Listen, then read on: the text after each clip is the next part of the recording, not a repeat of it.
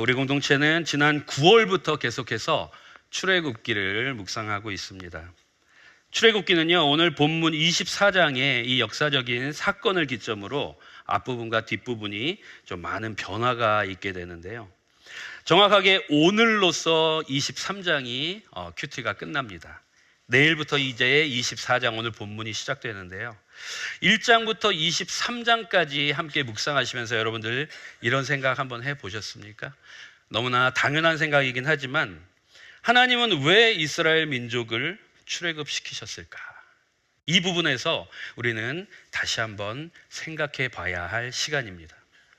물론 아브라함과 약속한 당신의 민족이 애굽 땅에서 노예 생활을 하면서 온갖 고통을 당하고 종살이하는 모습을 더 이상 하나님은 보실 수 없었기 때문에 출애굽을 시키셨습니다.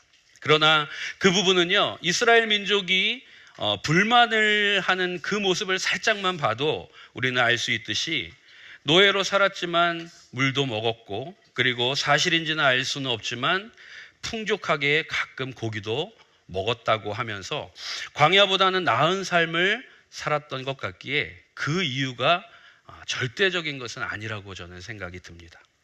그렇다면 하나님의 그 출애굽 사역의 진짜 이유는 무엇이었을까요? 그것은 400년 넘게 애굽의 삶 가운데 이스라엘 민족은 조금씩 하나님을 잊어버리게 되고, 그리고 또 그 애굽의 환경에 물들어가면서 이방의 다른 신 그리고 우상을 섬기는 모습을 하나님께서는 더는 볼 수가 없었던 것입니다. 이제는 하나님을 예배하지도 않는 이스라엘, 그리고 하나님만 예배할 수 있는 환경도 아니었던 그 애굽. 그렇기 때문에 하나님은 모세를 세워서 그 큰 사역 출애굽을 이루게 되시는 것입니다. 오늘 본문 24장과 25장 이후의 말씀은요, 그 이유를 뒷받침해주고 있는데요. 우리가 지금 함께 읽은 본문 24장 1절부터 11절은 이른바 하나님과 이스라엘이 맺은 시내산 언약입니다. 역사적인 사건이죠. 이 시내산 언약의 체결로 말미암아 이스라엘은 유일한 하나님의 선민이라는 새로운 신분을 얻게 됩니다. 이 사건을 두고 이스라엘 역사의 본격적인 출발이라고 말하고 있습니다. 이 언약을 체결한 후에 25장부터 무엇이 나옵니까? 네, 바로 하나님을 예배하는 곳 성막이 나오게 됩니다. 25장부터 성소로부터 시작해 성막의 규례와 건립에 이르기까지 아주 자세하게 하나님은 말씀하고 있는 것이죠. 이를 통해 알 수 있듯이 하나님께서는요, 나 외에 다른 신을 두지 말라 첫 계명으로 말씀하신 것처럼 하나님의 자녀들과 늘 가까이 만나시기 원하시고, 그리고 또한 당신께 드리는 그 예배를 통해 교제 나누시는 기쁨을 가장 중요하게 생각하고 계시다는 것입니다. 이 자리에 계신 모든 성도님들, 하나님은 예배 받으시기에 합당하신 분이시고, 그리고 또한 우리의 예배를 즐거워하시며 우리를 지으신 목적 또한 예배 받으시기 위함임을 잊지 마시길 주님의 이름으로 축복합니다. 아멘. 오늘 본문을요, 계속 읽고 묵상하면서 이 시내산 언약 안에도 예배에 대한 하나님의 그 마음이 고스란히 녹아져 있다라는 것을 저는 보게 되었습니다. 그래서 저는 오늘 이 말씀을 가지고 현재를 살고 있는 우리 예배자들에게도 동일한 언약으로 주신 하나님과 우리의 예배에 대한 약속 몇 가지를 함께 은혜로 나누기 원합니다. 먼저 하나님과 우리의 예배에 대한 약속 첫 번째는요, 예배의 주인이신 하나님께만 집중해야 합니다. 함께 따라할까요? 시작. 예배의 주인이신 하나님께만 집중해야 합니다. 아멘. 1절을 볼게요. 또 모세에게 이르시되 너는 아론과 나답과 아비후와 이스라엘 장로 70명과 함께 여호와께로 올라와 멀리서 경배하고 너 모세만 여호와께 가까이 나오고 그들은 가까이 나오지 말며 백성은 너와 함께 올라오지 말지니라. 너무 자세히 말씀해 주고 계시죠. 예배로 나올 사람, 하나님 앞에 나올 사람 이름까지도, 그리고 인원수까지도, 거기에 더해서 어디에 서야 하는 것까지도 하나님은 지금 말씀하고 계십니다. 여러분, 결혼식 청첩장을 받으면 요즘 많이 즐겨 하지 않는 것 같으신데 즐겨 하셔야 됩니다. 결혼 많이 해야 됩니다. 결혼식 청첩장을 받으면 그 청첩장 받은 사람들만 올 수 있습니다. 왜 그럴까요? 그 청첩장을 돌린 사람이 결혼식의 주인이기 때문에 그렇죠. 그렇다면 누가 예배에 참여할 수 있습니까? 오직 하나님이 부르셔야만 우리는 예배에 나아갈 수 있는 것입니다. 왜 그럴까요? 하나님이 예배의 주인이시기 때문에 그렇습니다. 나의 의지와 생각으로 예배에 왔다고 생각하십니까? 절대 그렇지 않습니다. 하나님께서 허락하시지 않으면요, 죄인된 우리가 하나님 앞에 예배할 수 없음을 기억해야 합니다. 어떤 사람은 이렇게 기도하죠. 하나님, 내가 이렇게 어려운 상황과 힘든 상황 가운데 도저히 예배할 수 없는 이 마음에서도 하나님 생각해서 예배로 나왔습니다. 복 주세요. 이 기도는 이런 상황에서도 예배로 부르시니 감사합니다, 하나님. 이렇게 기도가 바뀌어야 될 것입니다. 어떤 이는 하나님의 자리를 가로채기도 합니다. 내가 주인이 되어서 하나님께 드리는 찬양과 기도를 평가합니다. 그리고 또한 예배의 부족함을 지적하기도 합니다. 말 그대로 하나님이 계셔야 할 그 자리에 앉아서 예배를 보고만 갑니다. 그렇다면 어떤 마음이 예배의 주인 되신 하나님을 인정하는 것일까요? 오늘 말씀에 잘 나와 있는데요. 1절 후반부에 보면은요, 여호와께 올라와 멀리서 경배하고, 이 경배하고라는 단어를 좀 주목하기 원하는데요. 이 경배하다로 번역된 히브리어 샤하입니다. 샤하. 구약 성경에서 예배로 가장 많이 번역된 단어입니다. 이 뜻은요, 몸을 구부리다, 납작 엎드리어 절하다, 이런 뜻을 갖고 있습니다. 왕 앞에 떨리며 나오는 신하의 모습인 것입니다. 신약에 와서도 하나님은 이렇게 말씀하십니다. 요한복음 4장 24절 볼까요? 하나님은 영이시니 예배하는 자가 영과 진리로 예배할지니라. 그리고 또 한 구절, 에베소서 5장 18절입니다. 시와 찬송과 신령한 노래들로 서로 화답하며 너희의 마음으로 주께 노래하며 찬송하며. 한 구절 더 볼까요? 고린도전서 14장 15절입니다. 내가 영으로 기도하고 또 무엇으로요? 마음으로 기도하며 내가 영으로 찬송하고 또 마음으로 찬송하리이다. 성경은 왜 이렇게 예배 가운데 생각과 마음을 중요하게 여길까요? 그것은 아마도 구약의 제사처럼 우리의 행위가 절대적인 영향을 미치지 않기 때문에 그 생각과 마음을 지키는 것이 얼마나 중요한 것인가 계속해서 말씀해주고 있는 것이 아닌가 생각합니다. 저는 가끔 이런 생각을 합니다. 예배 사역자이기 때문에 늘 이런 생각을 많이 하게 될 수밖에 없는데요. 현대 예배로 시간이 지나면서 우리 하나님은 그대로이신데 예배자들의 편의만 점점 좋아지는 것이 아닐까. 점점 푹신해지는 의자, 그리고 성경책 없이도 딱딱 나오는 PPT. 지각을 하면은 휴대폰으로 먼저 예배를 드릴 수 있는 편리함. 집에서도 예배할 수 있는 그러한 영상 서비스. 물론 일부러 불편해야 한다고 말씀드리는 것은 아닙니다. 또한 그런 것들을 모두 없애고 구약으로 돌아가자는 얘기는 더더욱 아닙니다. 다만 그 편안함들로 인해서 하나님을 경배하는 마음까지 편안해지지 않기를 소망합니다. 계속해서 본문 3절은요, 이스라엘의 백성이 하나님께 어떻게 집중하고 있는지를 말해주고 있습니다. 3절 다시 한번 보겠습니다. 모세가 와서 하나님의 모든 말씀과 그의 모든 율례를 백성에게 전하매 그들이 한 소리로 응답하여 이르되 여호와께서 말씀하신 모든 것을 우리가 준행하리이다 라고 말하고 있습니다. 한 소리로 응답하였다 말합니다. 이것은요, 모든 예배자가 같은 마음과 같은 생각을 가지고 있다는 것을 의미합니다. 모든 예배자들이 한 소리로 응답할 수 있었던 것은요, 모세가 전하는 하나님의 말씀에 집중하고 있었다는 것입니다. 그것은 말씀이 선포될 때 누구 하나 다른 생각, 다른 행동 없이 그 말씀에서 눈과 귀를 떼고 있지 않았다라는 것을 알 수 있습니다. 또 한 가지, 이들은 지금 준비된 예배를 드리고 있음을 알 수 있습니다. 여기서 한 소리로라고 번역된 콜 에하드라는 단어는요, 제가 주일 예배 시작할 때마다 일어서서 잠깐 기도하는, 왜 지난번 설교 때 말씀드렸었죠.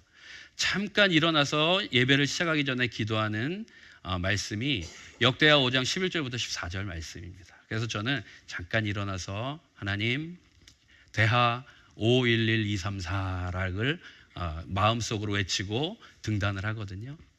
역대하 5장 11절부터 14절 그 말씀에도 이 말씀이 나오는데요.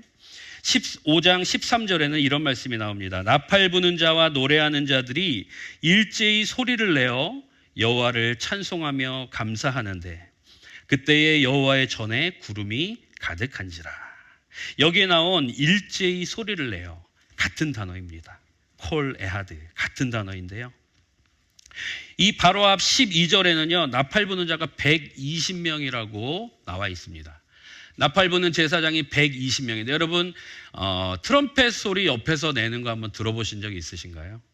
네, 저는 학부 다닐 때 트럼펫 전공하는 친구가 있어서 제가 다른 거 하고 있는데 저를 놀래키려고 옆에서 트럼펫 소리를 빵 하고 한번 소리 냈습니다. 정말 화가 나더라고요. 때릴 뻔했습니다. 엄청 크거든요. 그런데 지금 트럼펫 부는, 이 나팔 부는 자가 120명. 그렇다면 과연 노래하는 자 몇 명이나 될까요? 120명의 트럼펫을 불면 그 트럼펫 소리를 뚫고 나와야 되는 노래는 제 음악적 소견으로는 적어도 2,000명 정도는 된다고 생각을 합니다. 120명, 2,000명, 그 모든 사람들이 일제히 소리를 냈다라고 하는 것은요, 이들이 얼마나 예배의 진심을 가지고 준비를 하였나를 우리는 엿볼 수 있습니다. 이처럼 우리의 예배가 하나님께 집중되고 준비되었을 때 하나님은 예배에 임재하시고 또한 우리에게 영광으로 화답하실 줄로 믿습니다. 사랑하는 예배자 여러분, 우리의 예배의 진정한 주인은 하나님이심을 기억합시다. 그리고 부족한 우리를 늘 예배로 부르신 은혜에 감사하기 원합니다. 또한 그 감사함으로 하나님 앞에 엎드려 나아가 그 말씀에 집중하여 아멘으로 응답하는 우리 모든 센텀 영안교회가 되기를 주님의 이름으로 축복합니다. 아멘. 하나님과 우리의 예배에 대한 약속 두 번째는요, 예배는 일방통행이 아니라 쌍방통행입니다. 4절을 볼까요? 모세가 여호와의 모든 말씀을 기록하고 이른 아침에 일어나 산 아래에 제단을 쌓고 이스라엘 12지파대로 12기둥을 세우고, 하나님을 상징하는 제단을 먼저 세웠습니다. 그리고 이스라엘 모든 민족을 상징하는 12개의 기둥을 세웠다라고 말하고 있는데요. 이것은 이 언약이 한쪽의 일방적 계약이 아닌 양쪽 모두가 참여하는 쌍방 계약임을 뜻하는 것입니다. 쌍방 계약이라는 것을 확증하기 위해서 그 다음에 어떤 일을 모세는 할까요? 6절에 보니까 모세가 피를 가지고 반은 여러 양푼에 담고 반은 제단에 뿌리고, 정확하게 반을 나눠서, 다음 8절 보겠습니다. 모세가 그 피를 가지고 백성에게 뿌리며 이르되 이는 여호와께서 이 모든 말씀에 대하여 너희와 세우신 언약의 피니라 라고 말씀하고 있습니다. 모세가 피를 뿌립니다. 반은 제단에, 그리고 반은 이스라엘 백성에게 뿌렸습니다. 그 다음에 그것을 언약의 피라고 말합니다. 무엇입니까? 생명입니다. 피는 생명을 의미하죠. 목숨으로 이 쌍방 계약이 이루어짐을 나타내고 있는 것입니다. 계약의 내용은 이렇습니다. 하나님은요, 시내산 언약을 통해서 그 주신 말씀대로 지키시겠노라 말씀하시고요. 또한 실현하시겠다고 약속하시고 있고, 이스라엘 백성은 받은 모든 말씀을 온전히 준행하겠습니다 라고 약속을 맺고 있는 것입니다. 이렇게 쌍방합의가 이루어진 언약이 바로 시내산 언약이라는 것이죠. 그런데 이쯤 되니 좀 이상한 부분이 있습니다. 하나님이 뭐가 아쉬워서 이렇게 피조물인 인간에게 이렇게 맞춰주실까요? 동등한 대우로 해주고 계세요. 그것은 하나님의 전적인 우리를 향한 사랑 때문입니다. 나아가 그 사랑은 어떻게 표현되었습니까? 마태복음 26장 28절 함께 읽을까요? 시작. 이것은 죄 사함을 얻게 하려고 많은 사람을 위하여 흘리는 바 나의 피 곧 언약의 피니라. 아멘. 우리의 죄를 위해 아들 예수를 이 땅에 보내시기까지 사랑하셨습니다. 그렇기에 우리는요, 지금 이 시대를 살고 있으면서 예배 가운데도 무조건적인 사랑으로 쌍방계약을 이룬 시내산 언약으로 우리의 예배 가운데 그대로 적용되어야 하는 것입니다. 그런데 이 적용되기 전에 또 하나의 단어를 저는 버렸으면 좋겠습니다. 제가 지난번 설교에서 하나의 단어를 버렸는데 혹시 기억하시는 분 계신가요? 예, 기억 안 하셔도 됩니다. 네, 제가 가르쳐 드리겠습니다. 준비 찬양이었습니다. 그렇죠? 준비 찬양. 준비 찬양이라는 말은 버려야 된다라고 말씀드려야 되는데요. 오늘 버려야 될 것은 바로 예배를 본다. 예배 본다라는 단어입니다. 언젠가부터 예배를 보러 간다는 말이 퍼지면서요, 예배는 보는 것이라는 생각이 많은 예배자들 머릿속에 우리도 모르게 좀 심겨지지 않았나라는 생각을 합니다. 그런 생각이 점점 커져서 하나님의 자리, 오직 한 분 예배를 보는 분은요, 하나님밖에 계시지 않은데 하나님의 자리, 그 예배를 진짜 보기만 하면서 구경꾼으로 겉돌다가 가시는 예배자들이 지금 있지 않은 것은 아닐까 생각을 합니다. 다행히 그런 생각들로 인해서 요즘은 그 단어가 좀 많이 바뀌었습니다. 어떻게 바뀌었죠? 예배 드린다라고 많이 바뀌었습니다. 그러나요, 이 드린다라는 말도 틀린 말은 아닌데 제 생각에는 반쪽짜리 같습니다. 예배는요, 오직 우리가 하나님께 드리기만 하는 것이라는 잘못된 생각이 그 단어에서도 숨겨져 있기 때문에 그렇습니다. 제가 누구와 이런 얘기를 좀 하니까 참 별걸 다 걱정한다 이러더라고요. 그것이 바로 예배 사역자가 가지고 있는 숙명적인 직업병인 것 같습니다. 그럼 어떤 말이 가장 좋을까요? 그래도 제 생각에는 가장 근접한 것이 예배한다인 것 같습니다. 예배한다. 예. 찬양에도 예배합니다. 나는 하나님을 예배하는 예배자입니다. 이런 찬양이 있죠. 예배하는 과정 가운데 하나님과 우리 안의 교통함을 표현할 수 있지 않을까라는 생각이 듭니다. 혹시 여러분 더 좋은 단어가 있으면 언제든지 저에게 말씀해 주시기 바랍니다. 제가 마음껏 광고하겠습니다. 현대 예배의 순서 가운데도요, 쌍방통행의 모습은 이미 잘 나타나 있어요. 우리가 생각을 잘 안 해서 그렇지. 먼저 하나님은 우리를 예배로 초대하십니다. 그러면요, 그 초대에 감사함으로 우리는 찬양과 기도를 올려드려요. 다시 하나님은 우리에게 말씀을 내려주십니다. 우리는 그 말씀에 준행하겠노라 아멘으로 화답하며 마음을 담아서 봉헌으로 하나님께 올려드립니다. 하나님께서는 우리의 그 헌신을 보시고 은혜를 베푸시고 세상에 파송하시는 과정이 바로 예배의 쌍방, 하나님과 함께하는 그런 예배인 것입니다. 예배학자 도널드 휴스테드는요, 이런 말을 했어요. 예배는 하나님의 계시에 대한 인간의 인격적인 응답으로 하나님과 그의 백성들 사이의 대화이다. 간절히 바라기는요, 이 자리에 계신 우리 모두가, 아니 이 자리에 없는 센텀 영안교회 모든 성도까지 예배할 때마다 하나님과 기쁨의 대화를 나누시기를 간절히 축복합니다. 마지막 세 번째입니다. 하나님과 우리의 예배에 대한 약속. 세 번째는 예배를 통해 하나님과 교제하는 기쁨을 누리게 된다는 것입니다. 9절 볼까요? 모세와 아론과 나답과 아비후와 이스라엘 장로 70인이 올라가서 10절 이스라엘의 하나님을 보니. 아까 본문 1절에서는요, 모세를 제외한 아론과 그의 아들들 그리고 70인의 장로들은요, 하나님께 가까이 가지도 못했어요. 멀리서 경배하라고 했습니다. 그런데 여기 10절에 와서는 하나님을 보았다라고 말씀하고 있습니다. 11절엔 더 나아가서요, 후반절에 그들은 하나님을 뵙고 먹고 마셨더라라고까지 말씀하고 계십니다. 하나님과 먹고 마셨다.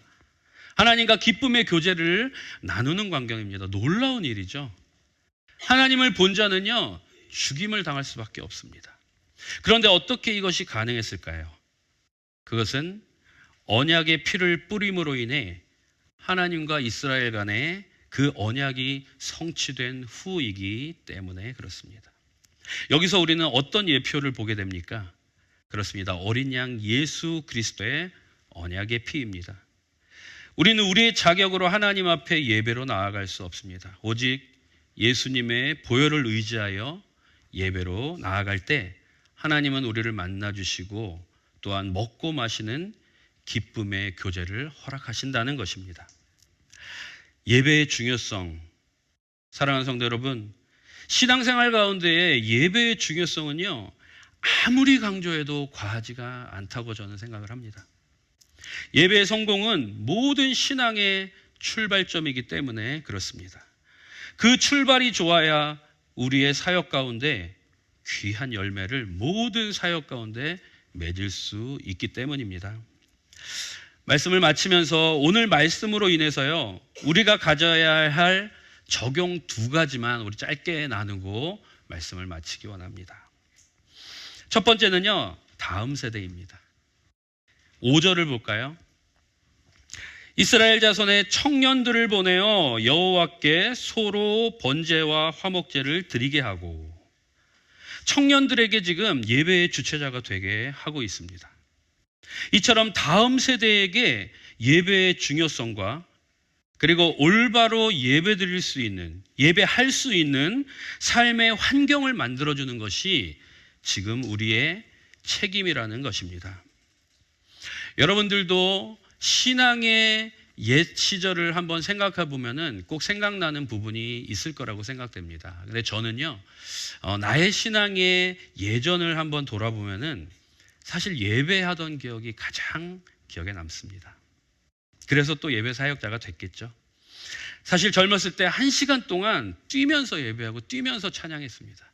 지금은 한 곡도 못 뜁니다. 8마디도 뛰기 힘들더라고요. 여러분, 다음 세대 예배를 위해 기도해 주십시오. 직접 참여해 주시면 더 좋습니다.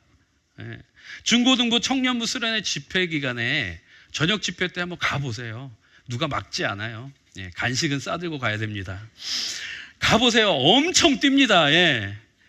그 뛰었던 기억으로요, 그들은 40대 50대 나중에 백발 노인이 되어서도 하나님을 예배하게 될 것입니다. 두 번째는요, 증인입니다. 11절 볼까요? 하나님이 이스라엘 자손들의 존귀한 자들에게 손을 대지 아니하셨고, 아까 우리가 나눴었죠.